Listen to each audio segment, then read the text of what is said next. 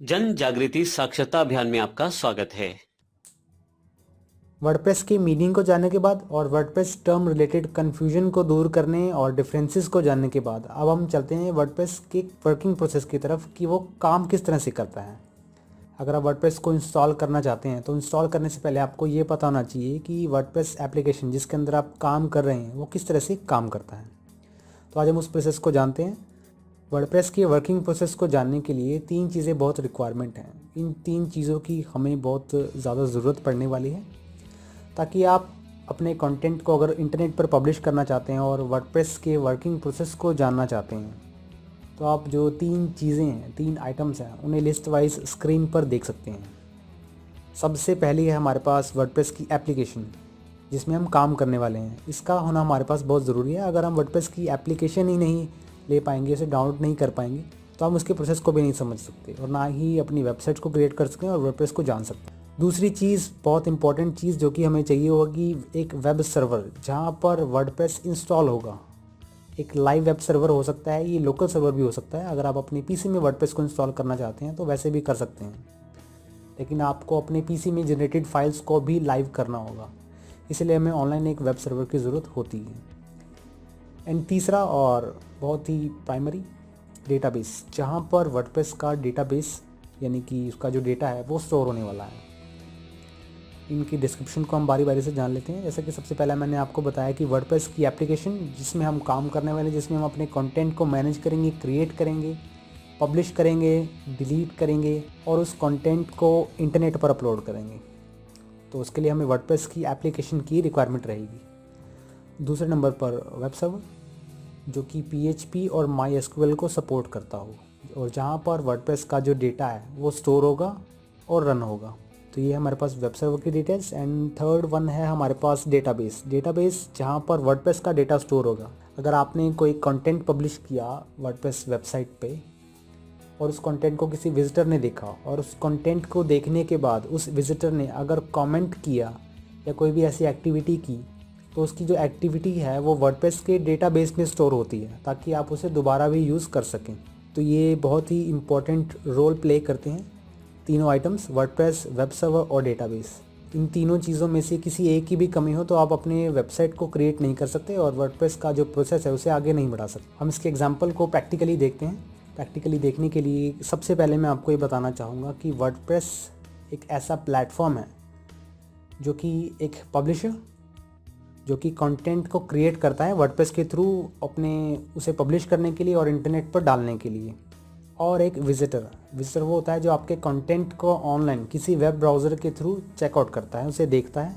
और वर्डप्रेस जो है वो इन दोनों के बीच में एक इंटरफेस के तौर पर काम करता है, एक कंपाइलर के तौर पर काम करता है। अगर आप प्रोग्रामिंग में कंपाइलर रिलेटेड वर्ड को समझते हैं उसे मैं और भी डिटेल में बता देता हूँ। तो वर्डप्रेस एक इंटरफेस के तौर पर काम करता है जो कि आपके डेटा को प्रेजेंट करने में और ऑनलाइन लाने में हेल्प करता है ताकि एक पब्लिशर कंटेंट क्रिएट करे और विजिटर उसे देखे।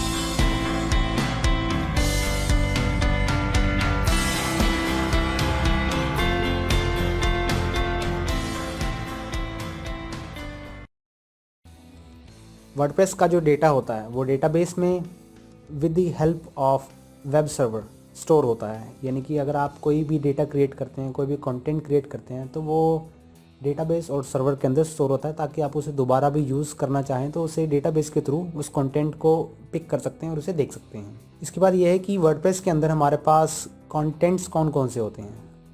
कंटेंट्स हमारे पास लाइन वाइज यहाँ पर स्क्रीन पर आप देख पाएंगे। सबसे पहले हमारे पास पोस्ट्स हैं, फिर हमारे पास पेजेस हैं एंड देन मीडिया आइटम्स। और इन तीनों आइटम्स का जो कॉम्बिनेशन है, इन तीनों आइटम्स में एक चीज़ बहुत ही कॉमन है कि इन तीनों आइटम्स में कमेंट्स ज़रूर होते हैं। Each contents have comments. अगर इन तीनों आइटम्स में कमेंट्स नहीं होंगी तो आप अपने वर्डप्रेस के अंदर एक विजिटर से कोई भी फीडबैक नहीं ले पाएंगे। दूसरे शब्दों में, अगर वर्डप्रेस पर कोई भी इमेज है, कोई भी पेज है या कोई भी पोस्ट है, तो वो उन तीनों के नीचे कमेंट कर सकता है। और इन तीनों आइटम्स की जो फंक्शनैलिटी है उसे हम थीम्स और प्लगइन्स के थ्रू इंक्रीज़ कर सकते हैं। यानी कि अगर आप किसी भी तरह का एडिशन करना चाहते हैं अपनी कंटेंट में या अपनी वेबसाइट में, तो आप थीम्स एंड प्लगइन्स को यूज़ में ला सकते हैं ताकि आपका कंटेंट हेल्पफुल रहे, क्वालिटी वाइज बेटर रहे और देखने में भी अट्रैक्टिव रहे, ताकि एक विजिटर को अपनी इन्फॉर्मेशन बहुत अच्छे तरीके से और प्योर इन्फॉर्मेशन वेबसाइट से मिल सके। तो ये कंटेंट्स हैं वर्डप्रेस के। वर्डप्रेस में इन सभी कंटेंट्स को यूज़ किया जाता है। इन सभी कंटेंट्स में से अगर आप कोई भी नई एंट्री मेड करते हैं, कोई भी नया कंटेंट ऐड करते हैं, फिर चाहे वेब पोस्ट है, पेज है, कोई थीम इंस्टॉल कर रहे हो, कोई प्लगइन इंस्टॉल कर रहे हो, या ऐसी कोई भी एक्टिविटी अगर आप वर्डप्रेस के अंदर कर रहे हैं, तो उसका जो डेटा है वो डेटाबेस में स्टोर होता है। उसमें एक नई एंट्री मेड हो जाती है, एक नई एंट्री क्रिएट हो जाती है, चाहे वेब पोस्ट से रिलेटेड है, चाहे थीम से रिलेटेड है, चाहे प्लगइन से रिलेटेड है। तो डेटाबेस के अंदर एक एंट्री कुछ इस तरह से प्रेजेंट होती है, क्रिएट होती है। और ये जो एंट्री है जो कि आपने पोस्ट या पेज के तौर पर आपने की डेटाबेस में, उसे आप विजुअली ब्राउज़र में सर्च बार में अगर आप सर्च करें यहाँ पर, तो आप उसे सर्च करके उस एंट्री को देख सकते हैं।